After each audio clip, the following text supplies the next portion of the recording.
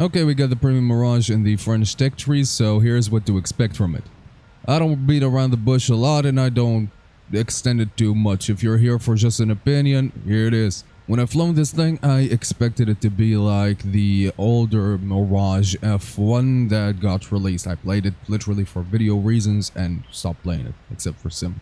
That's a completely different issue. But Premium Mirage feels a little bit different. It's the flight model is completely different, and I don't know if guys can rework them or not. So if you have any knowledge about that, with evidence of course, leave it in the comments down below. You're still limited in terms of loadout. I prefer to choose the loadout with all IR missiles. 5 IR missiles seem to be pretty good in aerialistic battles.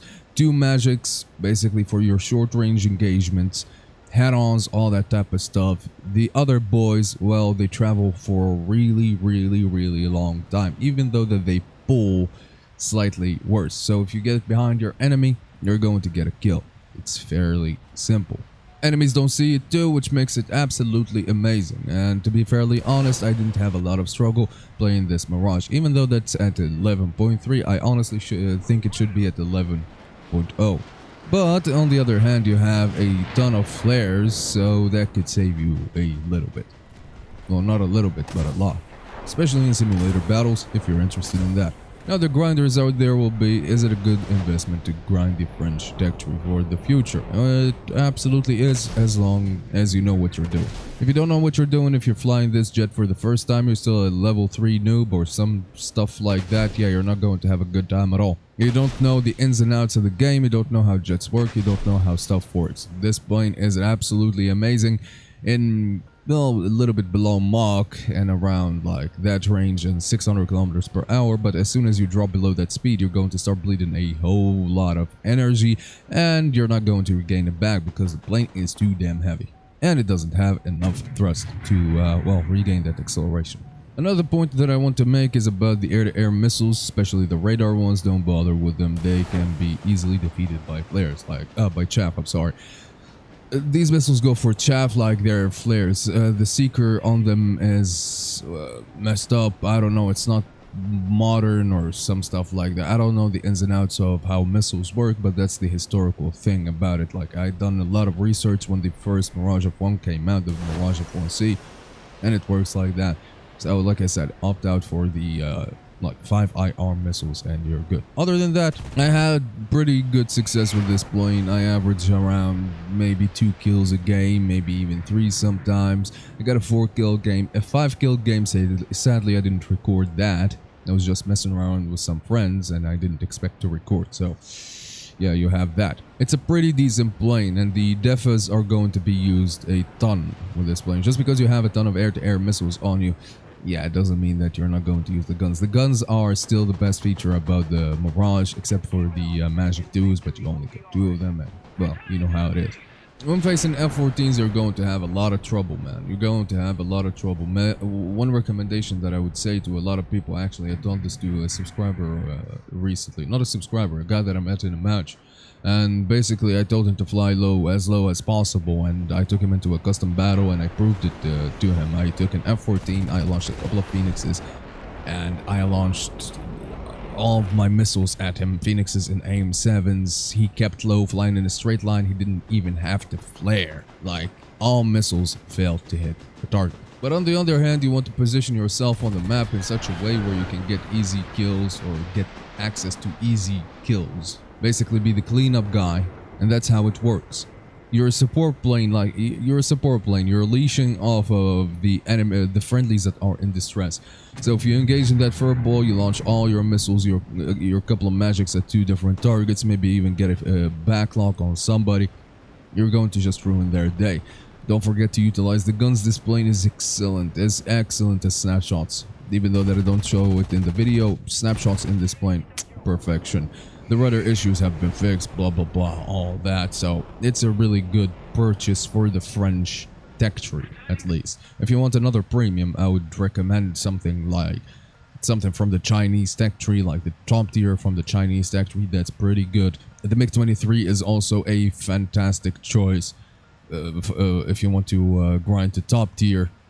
Other than that, if you're mainly interested in the French tree, this thing is good. I mean, you're going to pay what, $70 for it?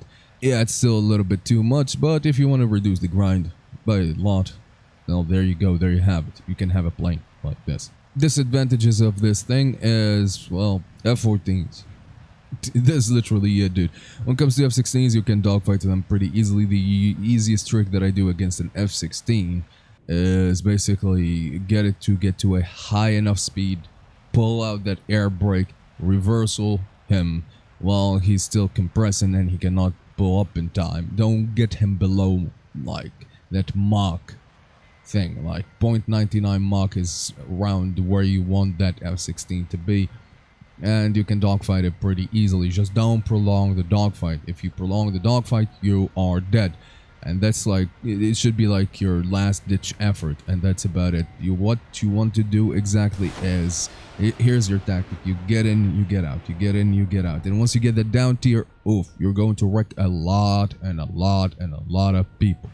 You can use the radar guided missiles as an advantage, but I said I don't recommend it. But in down tiers, probably I would see it. Maybe you can lock a plane that doesn't have chaff, and there you go. Radar absolutely sucks. Stay off of MTI. Only lock targets that are above you, but SRC and you're good. ACM mode is a little bit finicky too, but seriously, that's the plane. Like, what else do you want?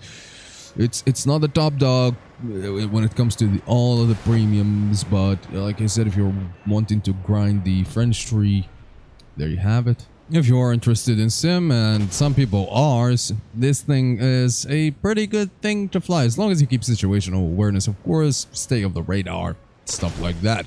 You're going to have a lot of trouble, people locking you from a really long range. You cannot go really high because, well, you're going to be facing F-14s. Well, sometimes the F-14s are with you, but now you have the threat of a MiG-29, and the ERs are going to do a number on you, so you can fool them a little bit by flying low, conserving your fuel, engaging when necessary. Like I said, this loadout is that I chose a stealthy. It works for both sim and RB.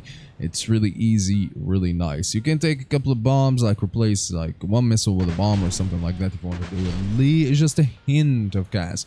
But yeah, other than that, that's about it. Like, this point is actually solid in sim, and I don't know how to explain it. It sucks in RB, but it's good in sim.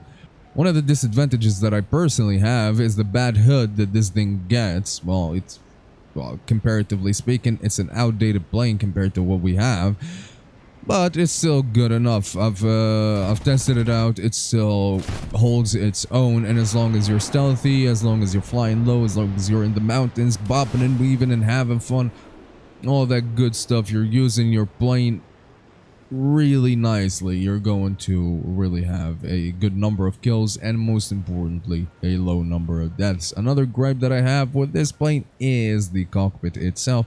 I feel like the visibility is a little bit meh, but to be fairly honest, after trying the F-16 in sim, well, that changed my perspective on every single cockpit in the game. So, well, basically you have that.